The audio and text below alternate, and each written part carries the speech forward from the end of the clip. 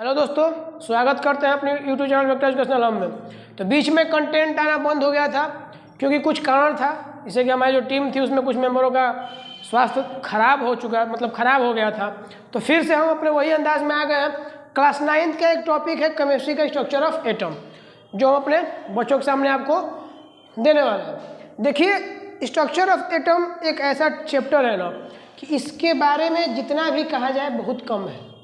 ये चैप्टर हमको हमारे लिए इम्पोर्टेंट है ये, और इस चैप्टर में बता दें आप लोगों को हम, ये चैप्टर मिनिमम जो होता है ना, ये क्लास 7 से ही इसके बारे में बताया जाने लगता है।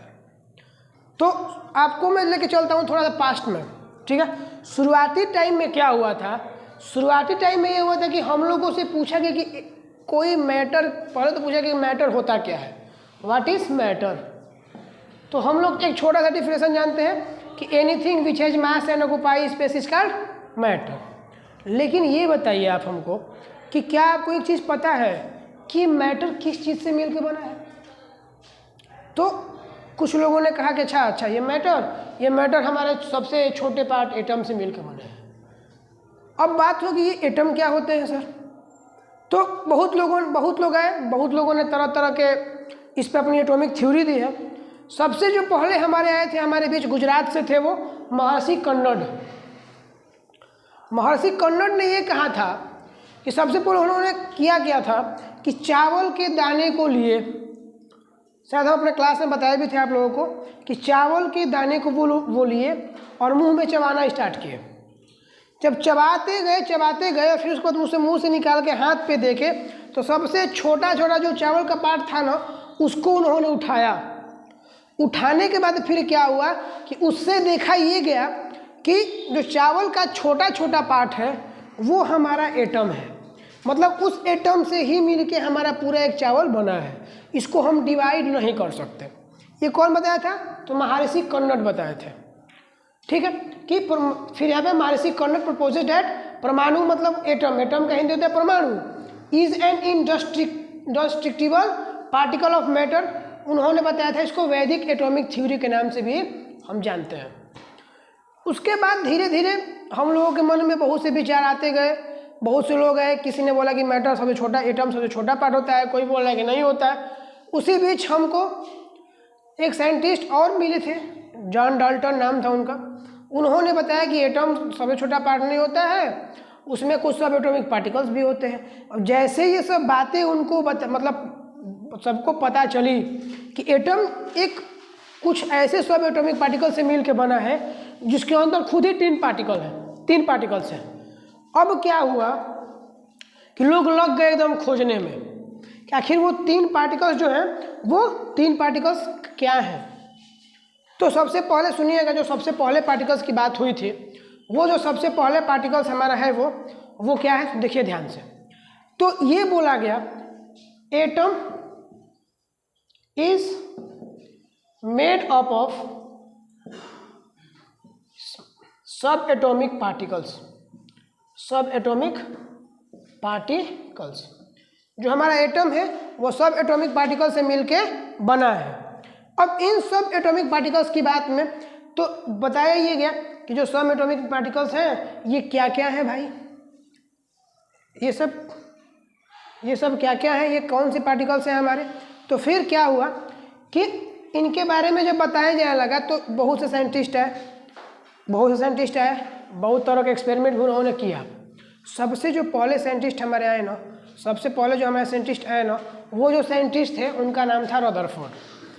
तो सबसे पहले जो इस पार्टिकल्स का मतलब डिस्कवरी हुआ, तो उस पार्टिकल का जो डिस्कवरी हुआ है ना, वो हमारे 1897 में जे थॉमसन ने किया था।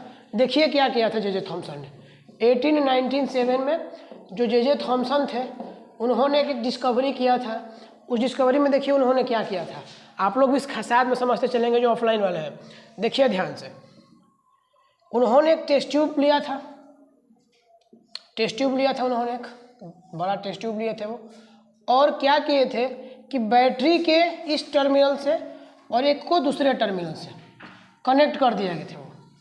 मतलब बैटरी के एक पॉजिटिव टर्मिनल से एक निगेटिव, एक पॉजिटिव, एक निगेटिव और एक पॉजिटिव, मतलब एक निगेटिव टर्मिनल से और एक पॉजिटिव टर्मिनल से इसको जोड़ दिए थे। ठीक है, इसको हम क्या बोलेंगे? इलेक्ट्रोड बोलेंगे। इस इलेक्ट्रोड को, इस प्लेट को क्या बोलेंगे? Electrode plate. ये भी क्या हो जाएगा? हमारा इलेक्ट्रोड ही होगा। ठीक है, ये बैटरी है, वोल्टेज इसमें वोल्ट होगा, बैटरी, ये भी वोल्ट का करंट जाएगा। अब हुआ क्या कि इन्होंने इसमें हाइड्रोजन गैस के पार्टिकल्स को भर दिए, मतलब हाइड्रोजन गैस को भर दिए। जब हाइड्रोजन गैस को भरे तो यहाँ पे उन्होंने एक वैक्यूम लगा दिया था। क्योंकि देखिए फिगर थोड़ा सा रफ ही बना रहे हैं ताकि ज़्यादा वीडियो लंबी ना हो, तो वैक्यूम हमारा लगा दिया गया था। वैक्यूम लगाने का कारण क्या था कि हम जितना प्रेशर को लो करेंगे पार्टिकल्स हमारे क्या होंगे? इनविजिबल होते जाएंगे। तो क्या हुआ कि इन्होंने इन दोनों प्लेट को जोड़ दिया था, पॉजिटिव टर्मिनल और निगेटिव टर्मिनल से। और क्लास 8 में हम लोग को पढ़ाया गया होगा कि जो बैटरी के पॉजिटिव टर्मिनल जुड़ता है उसे क्या बोलते हैं? पॉजिटिव टर्मिनल से जो जुड़ा होता है बैटरी के, उसको हम लोग क्या बोलते हैं? एनोड। और जो निगेटिव टर्मिनल से जुड़ा होता है उसे क्या बोलते हैं? कैथोड। ये हमको पता है कि जो बैटरी के पॉजिटिव टर्मिनल से जुड़ा होता है उसे क्या बोलेंगे? एनोड। और जो निगेटिव से उसे क्या बोलेंगे? कैथोड। तो यहाँ पे देखिए ये पॉजिटिव और ये निगेटिव टर्मिनल जुड़े हैं, तो इस वाले को हम क्या बोलेंगे? एनोड। इस वाले को क्या बोलेंगे? कैथोड। तो फिर उन्होंने एक और मटेरियल के यूज किए थे, जिंक सल्फाइड। जिंक सल्फाइड था वो, ZnS। ठीक है ना, ZnS, zinc sulphide. Zinc sulphide का क्या मतलब यूज था यहाँ पे, उसको भी थोड़ा सा आप लोग समझ लें। जिंक सल्फाइड ये है कि जब उससे कोई पार्टिकल्स टकराता है तो वो येलोविश ग्रीन कलर में जलता है। ये अलग अलग तरह के भी होते हैं, ठीक है, लेकिन जिस समय उन्होंने इस चीज़ को लिया था ये येलोविश ग्रीन कलर के उस समय जलते हैं। मतलब कि कोई अगर मान लेते हैं कि यहाँ पर हम एक ZnS लगा दिए हैं, ऐसे कोई पार्टिकल से टकरा रहा है, तो जहाँ जहाँ पार्टिकल्स टकराएगा वहाँ क्या होगा? वो जलेगा। हम लोग रात में जो घूमती हैं उनको क्या बोलते हैं?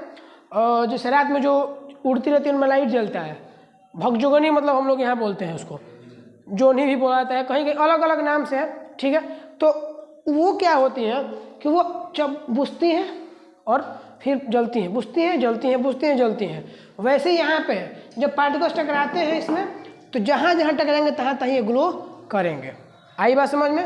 अब फिर कहानी देखिए हुआ क्या कि जब इन्होंने हाई वोल्ट के करंट को दिया प्रेशर को लो करके, हाई वोल्ट के करंट को दिया प्रेशर के लो करके, तो कुछ पार्टिकल्स तो इनको नहीं दिखाई दिए। इनको दिखाई ये दिए कि जो एनोड के पीछे जो ZnS है, एनोड के पीछे जो जिंक सल्फाइड है, उसमें कुछ टकरा रहा है, तभी वो हल्का हल्का ग्लो कर रहा है। ये बात उन्होंने नोटिस किया। कौन? तो जे थॉमसन।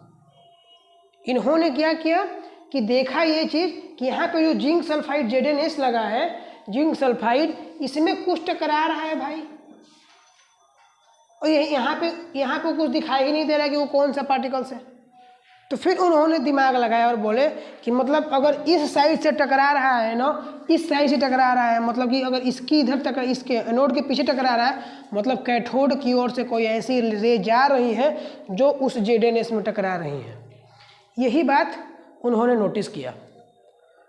तो इन सब चीज़ों को करने के बाद उनको ये पता चला कि कैथोड की ओर से कुछ इनविजिबल जो रे जा रही हैं वो एनोड के पीछे जाकर टकरा रही हैं, तो टकराने के बाद ये ग्लो कर रहा है, मतलब कि यहाँ से कुछ निकल रही है, कुछ रे निकल रही हैं, और इन्हीं सब रे को उन्होंने क्या नाम दे दिया?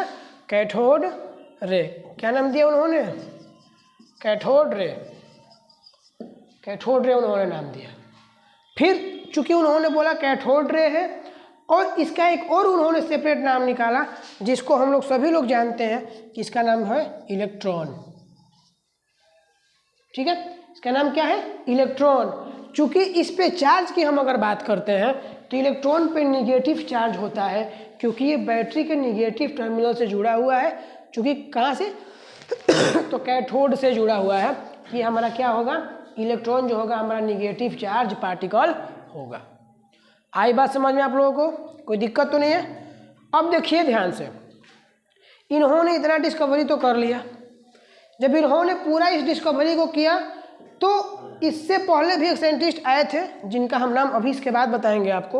उन्होंने भी इस डिस्कवरी को किया था 1886 में। जब उनको शुरुआत में पता चला था, बताया गया था कि नहीं एटम सब एटॉमिक पार्टिकल से मिलके बने हैं। उनका नाम ऑफलाइन वाले बच्चे जानते होंगे शायद, ई गोल्डस्टीन है, अर्नेस्ट गोल्डस्टीन। ये हम आपको बताए भी थे। तो हुआ क्या, इतना तो समझ में आ गया ना, इतना तो समझ में आ गया ना आपको, इतना समझ में आ गया। तो फिर इसके बाद हम आपको बताने वाले हैं कि कैसे फिर इनका हम लोग कैरेक्टराइज करेंगे मास को। एक मिनट, हाँ तो देखिए हमने कैसे बताया आपको कि इलेक्ट्रॉन का खोज हुआ, तो एक बार फिर से रिवीजन करेंगे लास्ट में। पहले अब आते हैं इलेक्ट्रॉन के कैरेक्टरिस्टिक के बारे में, मतलब इलेक्ट्रॉन हमारा कैसा है, मास क्या है, उस पर चार्ज कैसे है, इन सब चीज़ के बारे में हम आपको ही बताने वाले हैं। तो देखिए एक बात यह है कि जो इलेक्ट्रॉन है उसका जो मास है ना, वो जो मास है उस इलेक्ट्रॉन का एक हाइड्रोजन एटम का, ध्यान से समझिएगा इसको, हाइड्रोजन एटम का जो मास है उसके 1840वां भाग है। ये नहीं समझ में आया, चलिए फिर समझाइए, चलिए समझाते हैं।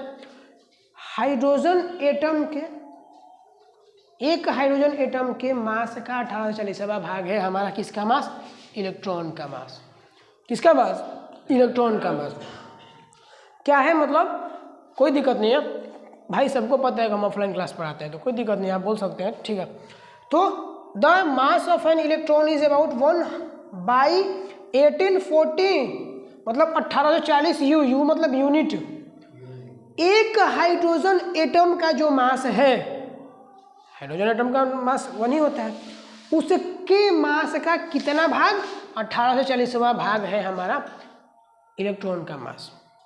याद रखिएगा, मतलब मान लेते हैं, एग्जाम्पल समझाया अगर आपको, लेट कर लेते हैं, लेट इलेक्ट्रॉन का मास मान लेते हैं कि x है ना, तो x के 1840वां भाग किसके मास होगा, इलेक्ट्रॉन का मास होगा। अगर हम हाइड्रोजन के मास को मानते हैं कि हमारा वो x है तो। और सोचिएगा, ये हमने यूनिट में बताया है आपको, जो एब्सोल्यूट मास होते हैं इलेक्ट्रॉन के हमारे, वो 9 × 10⁻⁻28 ग्राम होते हैं। मतलब समझ सकते हैं आप कितना छोटा होता है इसका मास। इसीलिए हम क्या करते हैं, इसके मास को नेग्लिजिबल मानते हैं, ठीक है। किसके मास को, तो हम इलेक्ट्रॉन के मास को क्या मानते हैं, नेग्लिजिबल मानते हैं। इसलिए नेग्लिजिबल मानते हैं क्योंकि जो इलेक्ट्रॉन का मास है वो बहुत छोटा है। अब आप बताइए, ध्यान से समझिए, देखिए कि 9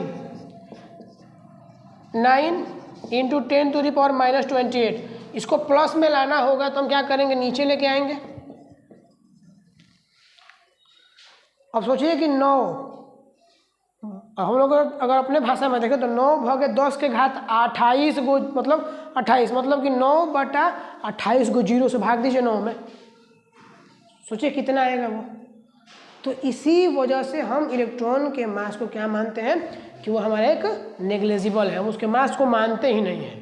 हाँ, उसके नंबर को मानेंगे, अगर 10 इलेक्ट्रॉन है तो 10 इलेक्ट्रॉन को मानेंगे कि हाँ भाई 10 इलेक्ट्रॉन हमारा है ही है, लेकिन इसके मास को नहीं मानेंगे। इसके हर एक बात, इसका हर एक नंबर को मानेंगे, प्रोटॉन से भी इसका तुलना करेंगे, इसका हर एक काम देखेंगे, केमिकल रिएक्शन कराएंगे, इसका सब में इसका रोल है, लेकिन मास में इसका कोई रोल नहीं है, ठीक है। तो ये है हमारा मास। तो किसका मास इलेक्ट्रॉन का होता है, तो हाइड्रोजन के एक एटम के मास का 1840वां भाग होता है हमारा इलेक्ट्रॉन का मास। दूसरा अगर हम बात करते हैं उसका एब्सोल्यूट मास कितना होता है, इतना होता है 9 × 10⁻⁻28 ग्राम। इसीलिए इसको हम लोग, बहुत छोटा इसलिए हम लोग इसको नेग्लिजिबल मानते हैं, इसको हम लोग मानते ही नहीं हैं, ठीक है, नेग्लिजिबल मानते हैं। चलिए अब आगे फिर बता रहे हैं आपको। हाँ, तो जो सेकेंड है हमारा, हमने फर्स्ट बताया था mass of an electron, second हम बता रहे हैं चार्ज ऑफ एन इलेक्ट्रॉन। एक इलेक्ट्रॉन पे कितना चार्ज होता है, मास को तो नेग्लिजिबल हमने कर ही दिया, मान ही लिया है। वैसे ही अगर हम बात करें तो एक इलेक्ट्रॉन पे जो चार्ज होते हैं ना 1.6 इंटू 10⁻⁻19 कूलम होते हैं ऑफ निगेटिव चार्ज। ये निगेटिव चार्ज सर आपने क्यों लिखा है सर, थोड़ा इसका मतलब बताएंगे आप? तो देखिए मतलब क्या है, निगेटिव चार्ज इसलिए लिखा गया है क्योंकि हमारा जो इलेक्ट्रॉन है उस पर कौन सा चार्ज है, तो निगेटिव चार्ज है। तो निगेटिव चार्ज का 1.6 इंटू 10⁻⁻19 कूलम क्या है हमारा, ये चार्ज है इलेक्ट्रॉन पे।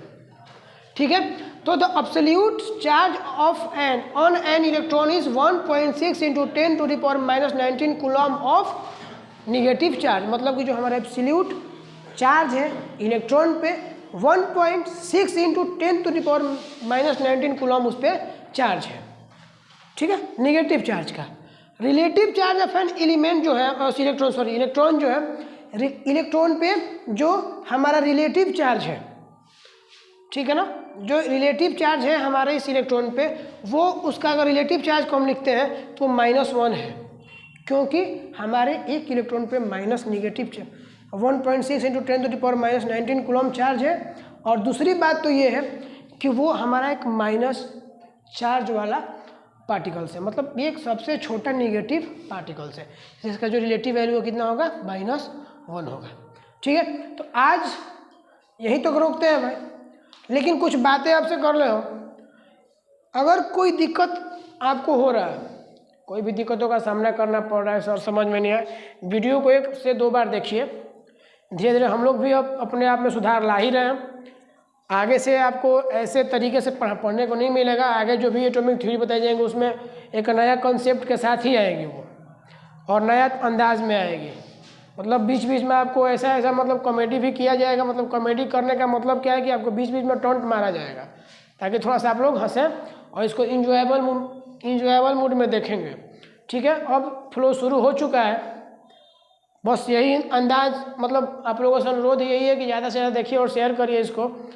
अब बाकी तो हमको कुछ कहना नहीं है, आप लोग खुद ही चलाएं कि अगर कुछ गलतियाँ होती हैं तो अपने मतलब एक नए तरीके से आदमी शुरुआत किया है तो उतना वेल डेवलप तो है नहीं कि आदमी अभी से सब जानता है। नया आदमी पढ़ाना स्टार्ट किया है तो सोच रहा है कि थोड़ा सा इसमें सुधार धीरे धीरे आ ही रहा है, डेली आता है सुधार। ऐसा नहीं है, डेली कुछ ना कुछ आदमी सीख ही रहा है आप लोगों से। तो कोई अगर दिक्कत हो तो प्लीज़ उसको कमेंट बॉक्स में कमेंट कर दीजिए, सर आप में ये दिक्कतें हैं, तो हम लोग उसको सुधारने के लिए तैयार है। ठीक है, हमारी टीम सुधारेगी उसको, जो भी दिक्कतें होंगी। ठीक है, धीरे धीरे वीडियो की क्वालिटी भी आपको अच्छी अब मिलने लगेगी, क्योंकि अब एडिटिंग का सबका मतलब सुविधा हम लोगों ने कर लिया है। लेकिन अभी थोड़ा सा जो भी वीडियो आपको मिल रहा है थोड़ा सा ऐसे ही मिलेंगे, लेकिन बाद में आपको हर एक चीज़ की सुविधा भी दी जाएगी। ठीक है, तो प्लीज़ दोस्तों इसको समझिए। नहीं समझ में आ रहा है, 1 बार 2 बार 3 बार इस वीडियो को देखिए, फिर समझिए उसको। अगर फिर भी समझ में नहीं आ रहा है ना, तो फिर मेरे कमेंट बॉक्स में कमेंट सर मेरे को समझ में नहीं आया, फिर से एक बार आप इसको समझा दीजिए, फिर से हम इसको समझा देंगे। ठीक है, तो थैंक यू दोस्तों, ऑल द बेस्ट।